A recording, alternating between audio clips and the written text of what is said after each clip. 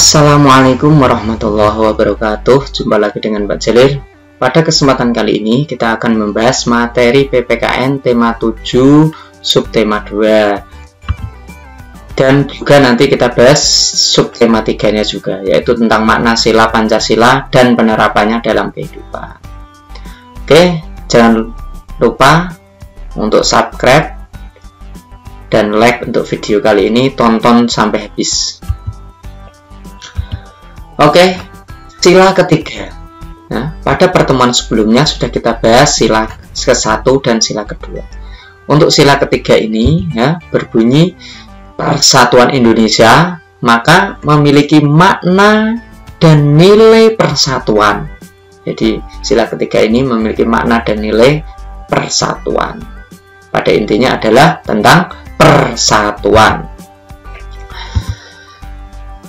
Makna dan nilai sila ketiga ini yang pertama adalah menempatkan kepentingan keselamatan, persatuan, dan kesatuan bangsa di atas kepentingan pribadi maupun kepentingan golongan. Harus demi persatuan bangsa. Nomor satu adalah persatuan bangsa dulu.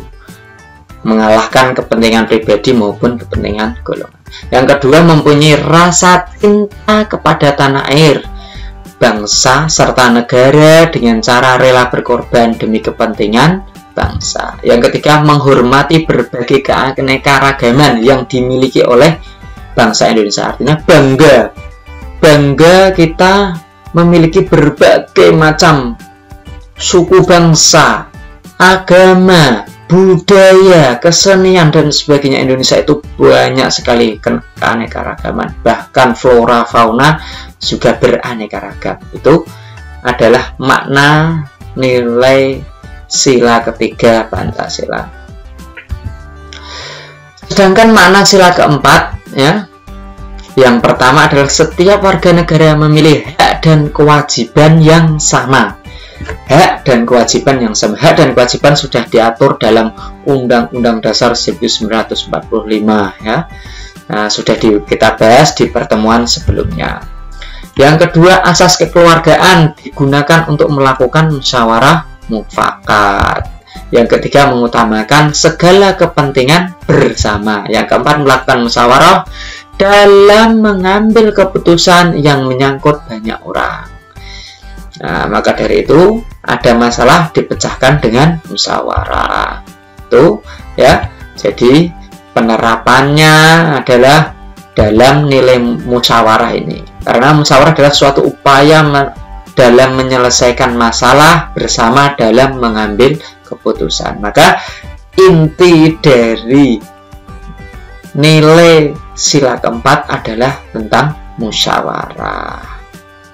Nah, dalam musyawarah kita harus selalu menghargai pendapat orang lain, tidak boleh memotong pembicaraan, menghargai usul atau saran dari orang lain dan sebagainya. Nah, dalam bermusyawarah, seorang bebas menyampaikan pendapatnya, walaupun pendapat tersebut berbeda dengan kita, berbeda juga dengan orang lain, bebas, ya. Kita terima, kita hargai, kita hormati orang yang berpendapat. Jika anggota musyawarah belum mencapai kesepakatan, maka dapat dilakukan dengan cara voting atau pemilihan suara terbanyak. Sedangkan makna sila kelima ya, sila kelima berbunyi keadilan sosial bagi seluruh rakyat Indonesia, memiliki makna yang pertama adalah menjunjung tinggi prinsip kekeluargaan dan suka bergotong royong. Nah, prinsip-prinsip kekeluargaan bersama-sama bergotong royong ini adalah sila kelima. Menjaga keseimbangan antara hak dan kewajiban.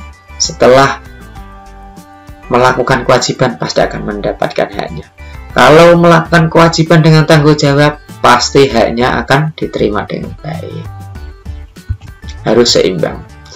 Yang ketiga adalah gemar menolong orang lain dalam bekerja keras. Menjauhi sifat boros dan bergaya hidup mewah.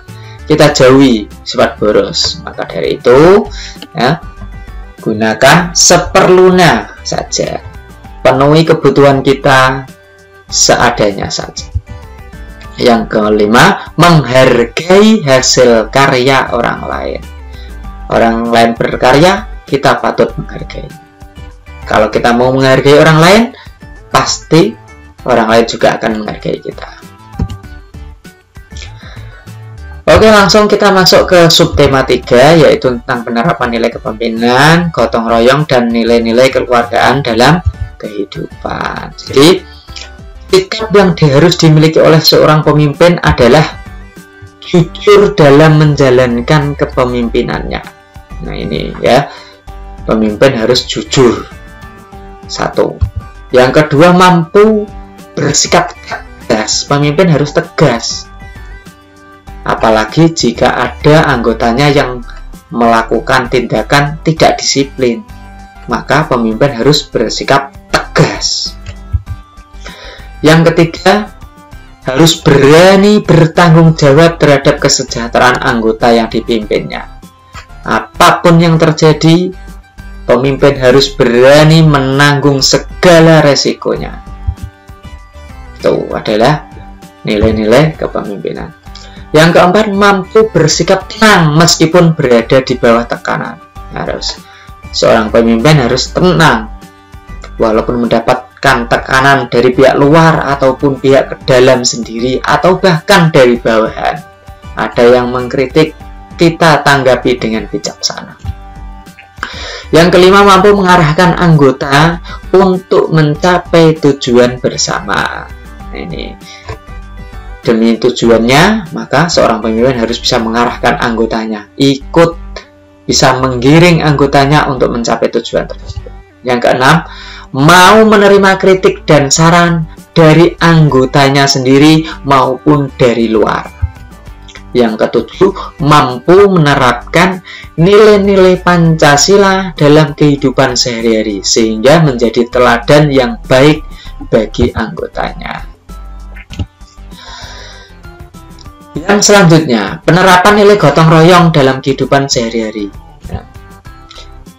Di antaranya nilai gotong royong adalah bekerja bakti, ya, kerja bakti dalam membersihkan lingkungan, ya, kerja bakti bersama-sama, ya, dalam suatu masyarakat tersebut. Yang kedua, bersama-sama membangun pos ronda bersama-sama. Kita gantian, setelah jadi pos rondanya berjaga bergiliran.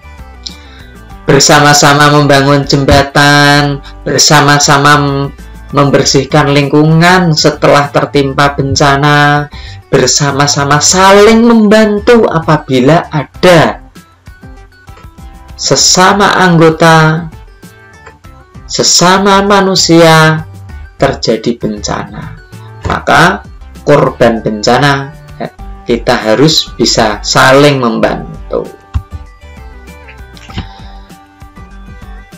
Sedangkan penerapan nilai kepemimpinan yang sesuai dengan nilai Pancasila adalah yang pertama adalah bertanggung jawab saat mengerjakan tugas. Nah, baik itu tugasnya secara individu maupun tugasnya secara berkelompok. Harus bertanggung jawab. Intinya ada tugas kita kerjakan dengan penuh tanggung jawab. Yang kedua, bekerja sama secara baik dengan orang lain. Kita harus mampu bekerja sama dengan orang lain. Nah, apalagi seorang pemimpin harus bisa menjalin relasi-relasi di luar itu. Yang ketiga adalah mementingkan kepentingan bersama dibandingkan kepentingan diri kita sendiri.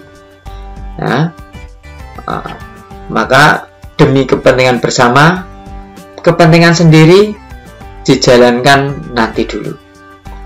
Kalau yang bersama sudah beres, baru kita urusi kepentingan kita sendiri. Yang keempat adalah mampu membuat keputusan atas suatu masalah. Apabila terjadi masalah, kita harus carikan solusinya bersama. Seorang pemimpin harus berani memutuskan apa yang harus dilakukan.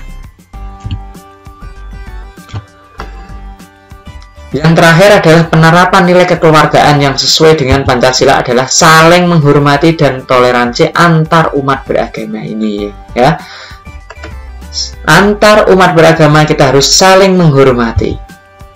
Yang kedua, menjaga kerukunan dengan tetangga, baik yang beda agama, beda suku, dan beda budaya ya. Kita harus saling menjaga kerukunan antar tetangga, antar agama dan sebagainya. Kita harus toleransi ya.